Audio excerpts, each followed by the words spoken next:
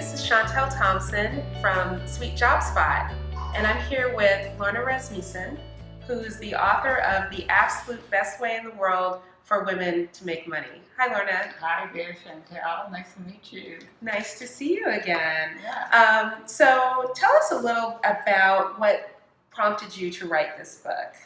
You know, a lot of people get to an age, a point in their life, and it's very close to your age actually, where you just start saying, what am I going to do with my life? Am I really going to be able to ever retire? Am I ever going to be able to do the things I want to do? And even when you're younger, there are things you're wanting to do that you're not able to do because of time, because of money. And so that was what prompted me to do the book. I've done a lot of things. In fact, I've tried every way there is to make money. I think we can all say we've tried. Yes, I myself have tried many ways to make money. Some of them worked. Many of them did not.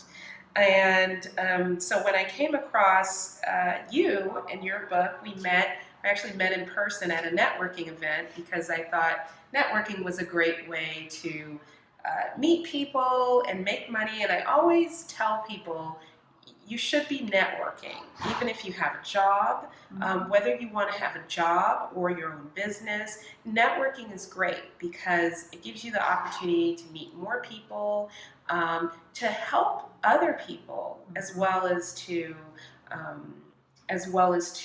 help yourself. So the more you know, the more people you know, the more likely when anything in your life shifts or changes, you have a network of friends and associates that you can call up and say, my job is hiring. You can say, my job is letting me go. You can say, I'm starting a business. And then you have some people that you can call and invite and tell them. I started the Hire Atlanta network as that opportunity so people can share business and share career opportunities with others and be able to create their own network, because 75% of jobs are through networking. Exactly. And I don't know if you know any statistics on business associations and how business is done and how that works through networking, if there's any statistics there. But I'm sure it's pretty similar. Well, it's the same, it really is the basis of pretty much anything that's entrepreneurial is you have to get out and meet people. Yeah. When I first came to Atlanta, I didn't know anybody. Within about 11 weeks, I had 500 names. Now, I didn't know every single one of those people, but at least I had contact information. I could make contacts with those people. And that's really what's prompted me to do what I'm doing here. I have a workshop, and we're going to do a little tiny portion of that workshop here just to give people a taste, hopefully whet their appetite. And you'll see in the course of that when I say absolute best way in the world for women to make money, yes, that's the name of it, but you'll see it's different than just, do this, and you'll make a living. So are you willing to be my guinea pig on this? I sure am. And for those of you who were curious, Lorna actually has two books. She has one which is a general book for women, and she's also made a special book. She teamed up with British Hill.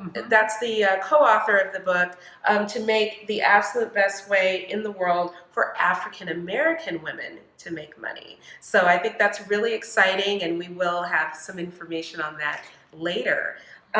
So Lorna, you were saying, back to what you were saying? Yeah, so what we're going to do is we're going to do a little bit of a portion of the workshop, and I want people to have a flavor of it, and then we're going to make you a very special offer. I'm going to make you an offer, and Chantel's going to make you an offer, and in those offers, we're going to give you the opportunity to join us in a full-blown workshop and get a copy of my book. So, ready to be the guinea pig, Chantel? Sign me up. So one of the things I do at the very beginning in the workshop is I have people sit and think about what their attitude, when they were growing up, what was their major expectation of their life or their life's work. Do you remember being younger and what you thought you might do? Yes. Well, I remember being in the 8th grade, and I gave a speech, and I got a standing ovation, and I said, I want to be a public speaker. That's what I want to do. I'm going to be a public speaker. I didn't know what I was going to talk about, but yeah, really, that was so exciting to me. And I had never done, I mean, I spoke in class, giving presentations with groups. This is the first time I spoke on my own. So it was really exciting. You just caught the bug. And I caught the bug, yes. So what are some phrases that you heard in growing up about money? Well, I can tell you one situation that I had, and I think my mom will probably get mad that I'm telling you this, but they were doing like a yard sale or something, and and I wanted to sell something, and I really didn't have anything to sell because I was like 7, and you don't really own anything. You can sell your own toys, but I wasn't going to sell my own toys. Instead, I picked my neighbor's fruit off of his fruit tree and sold his fruit. And because I thought, what a great idea. No investment, just an investment of time and climbing around on a tree. The fruit generally was falling on the ground, so I was like, okay, I can just pick it. And I got in trouble because I was stealing his fruit and I didn't get his permission. And then after that, I just got very afraid of anything, to do with money or asking for money. If people offer it to you, that's fine, but you shouldn't really ask for it. You should kind of wait and almost be deceptive in a way to get it, of doing nice things or just having an expectation but not really coming straight out forward and saying, where's that money that you promised? Now, let me ask you a question. Do you think that's impacted you as you've grown older and you've started your own business? Definitely. And we were talking earlier, I mean, I've had a few situations, especially, unfortunately with entrepreneurs, because they tend to not have a lot of startup capital. It's understandable that it's hard to pay for certain services, but I've had a situation where somebody I was working with was telling me, yes, we're going to work together, and yes, I'm going to pay you, and yes, this, and yes, that, and I do all this work, and then nothing, no referrals, no payments, none of the promises that were being made, and a fear of really putting my foot down and saying, you know what, I don't feel comfortable, and I'm not going to do this without you, with a contract or something. So you can see how the seeds of ideas are planted in us as young people, and they bear fruit when we're older, and sometimes it's not what we want. We're told not to talk to strangers. As little girls, aren't we told not to talk to strangers? Okay. And then as adult women, we go out and we're trying to meet people, we're trying to do business, and this little voice in the back of our head that we're not even conscious of is holding us back. So that's one of the things we examine in the workshop, because it's so important for us to start articulating those issues so that we can deal with them and go, well, that's silly. I'm not a little girl anymore. Now I'm supposed to talk with strangers. Right. Now I've got a whole list of things that you would answer in the workshop about money, but I want to give people a flavor of what the workshop would be. I'm going to go to my slides for just a second and say that while we're talking about money, it's really not about the money. I understand. So finding out how you feel about money, understanding where those feelings come from. People hear everything from money doesn't grow on trees to money's the root of all evil. These are things that affect people, and it's not about the money. Money is a measurement. Money is simply saying to you, and fortunately or unfortunately in our society, it's a big measurement. Yes. We some of us get our self-esteem based on the numbers on a paycheck, which may or may not be how we should be measuring ourselves. It is the way it is. So if we look at money as just a measurement, it's just like the temperature gauge. It's like the gas gauge. That's all it is. It's a measurement. And we can affect that measurement about ourselves. We can look at other things as well. So I love this quote. This is from Jim Rohn. He says, become a millionaire, not for the money, but for what it makes of you.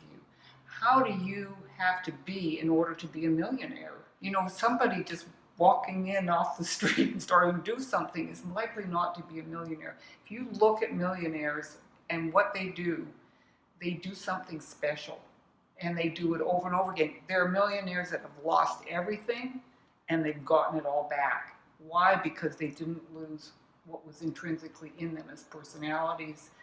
And you know, most people, in fact, and certainly the people that I've talked to, have these ups and downs in their businesses. But if they develop their personal strengths, they will always be there, and that'll always be there, and they can always go back to where they were. So do it, as Jim Rohn said, you know, go after that big dollar, not because of the money, but because of what it makes you. And most millionaires will tell you money is incidental. So I love this too. We make a living by what we get. We make a life by what we give. How many of us really feel great when we give? Do you?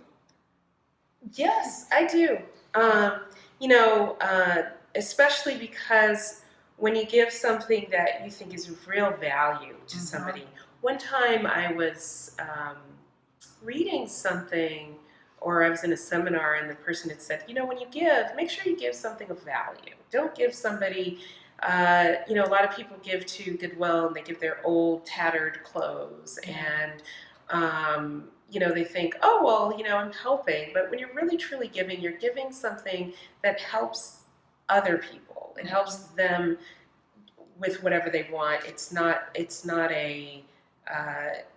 really a burden in that sense. It's something that can help them. So if you give a good suit to somebody, maybe it fits you, maybe it doesn't, but it's a quality suit. It doesn't have holes, it's a current look, and it's something they can use. Then you feel better when you put that on that other person. You can say, I may have worked really hard to pay for that, but I can give that to somebody because maybe I don't really need it. I don't need 30 suits. Yeah. Maybe I only need 25. And I could give 5 to somebody else who might use it for an interview or for their job. Absolutely. Yeah.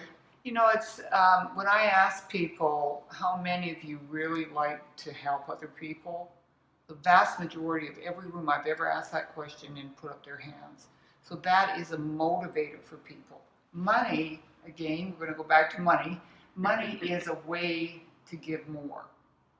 And in fact, the people I admire the most are people like Gates and Warren Buffett and people like that who really, they like to make money, they're good at it, but they also like to help people. Right. So life is about choices, so why wouldn't we choose success? The thing that distinguishes us between us and animals is animals just have to do what they do. A dog is a dog, a cat is a cat.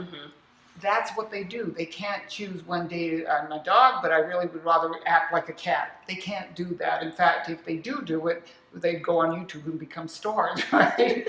Because it's instinct. But you and I can choose. That's true. And the question is, why don't we choose success? If we have choices, why aren't we choosing success?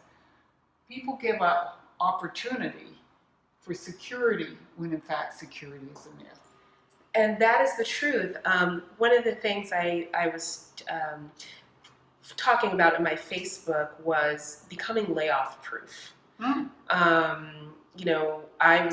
looking for a way to become layoff proof because no matter what great company, and it could be the best company in the world, it could go under. It could be bought out. The service or product that it offers might not be popular anymore, and maybe they're not keeping up with the times. Now we have companies like China, India, Brazil, Russia. They're all doing the same thing we do here in America at a third, an eighth of the price in some cases, where you have outsourcing and all these things. So when it comes to job security and saying, well, if I just get this job, I have job security, you don't really know if you really have that security, because I've had the rug pulled up from me 3 times so far. In terms of layoffs and mergers and different strategies. So, it can happen to anybody. Exactly. And, in a sense, what you're talking about is control. You want control of your life. I think it must be very stressful for people who have jobs. That, in some respects, that's less secure than you're creating your own job. That's what I believe. And that's what we're going to talk about in the seminar. The greatest risk is taking no risk. In other words, sitting there, and I use an analogy of money there again. If you took a pile of money and stuck it under your mattress, you'd say, well, there's no risk there, I guess, except for the house burning down, but that doesn't happen often. So the money's there, it's safe, nobody's going to take it. The stock market can go up and down, but your money's safe because it's under your mattress. The problem is you're losing 3% a year or 4 or 5% a year as inflation happens. So even that is risky.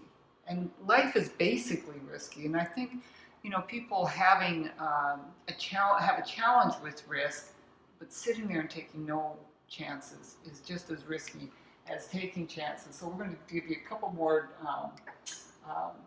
That reminds me, what you just said reminds me of when people say a decision. Not making a decision is a decision.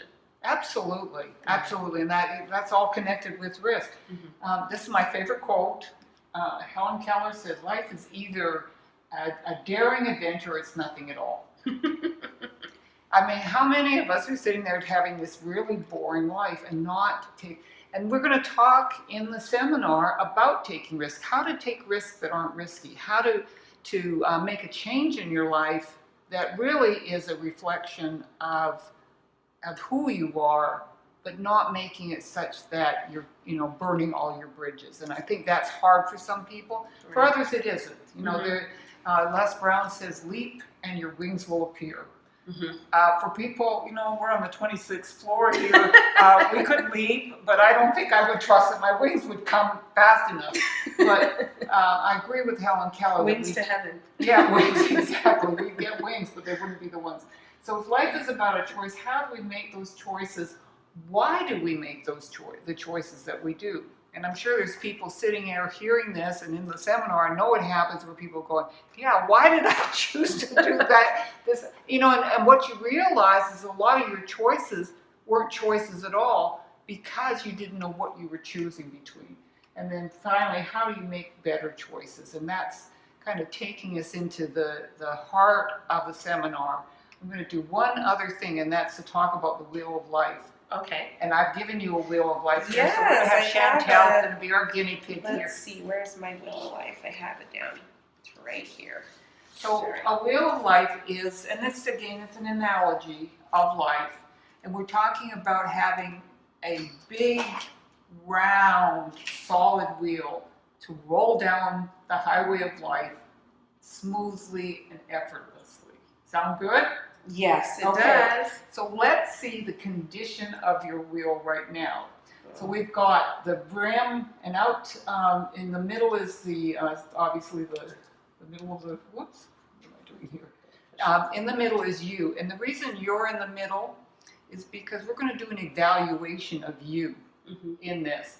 However, most people allow other people to evaluate them rather than them evaluate. Who knows about you? Who really has the right to evaluate you?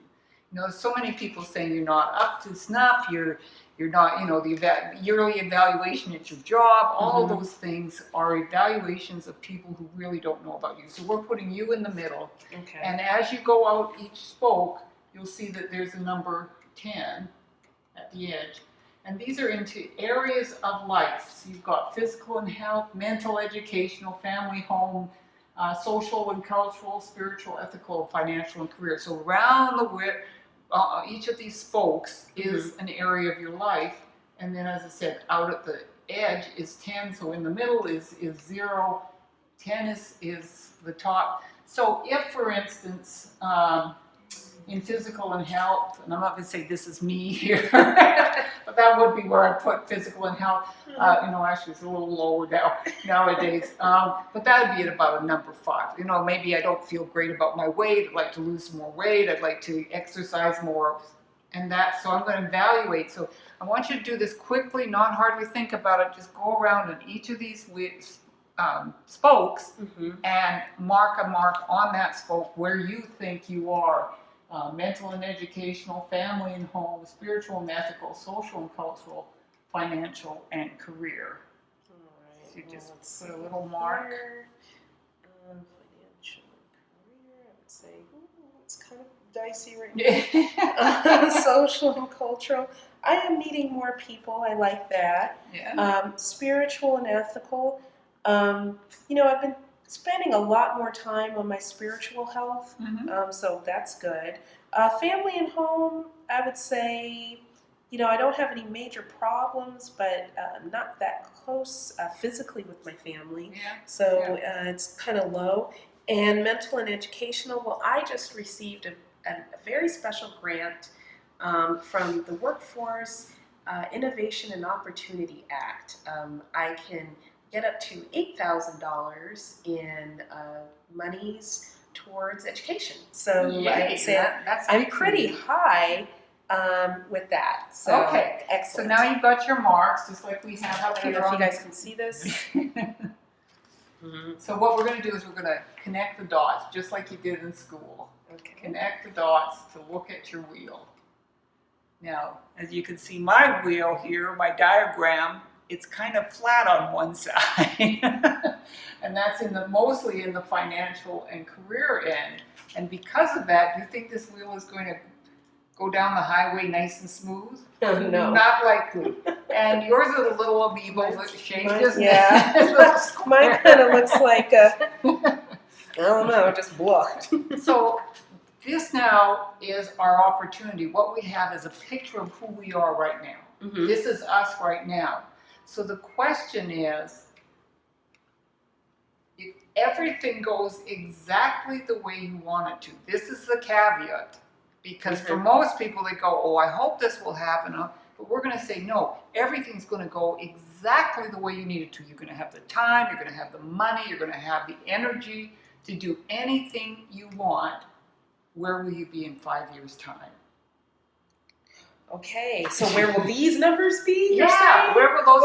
Well, I think everybody would want them to be at a 10 all the time, right? A big circle. Yeah, so the question for you is, in 5 years, what will be different in your life? Right. What will you have?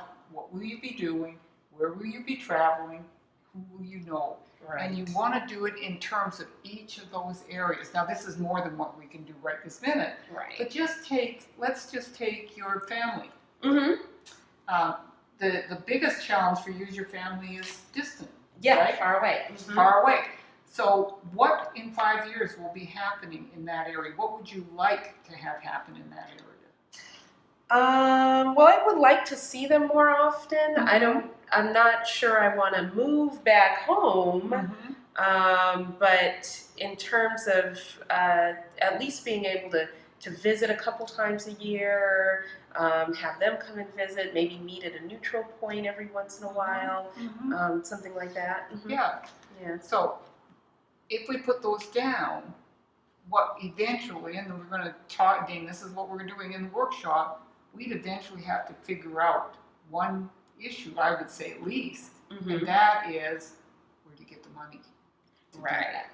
Yes. So what I'm saying by that is that working on one area is actually going to raise the question about other areas, and those are possibly, although this is the goal and the motivator, to get see your family 2 or 3 times a year. What's going to make it happen is more your how much money you have. I can see that. How flexible. You know, if you're working for a job and they're saying you got to work 12 hours and you get 2 weeks vacation and that's it, how do you get out to see your family on a regular basis?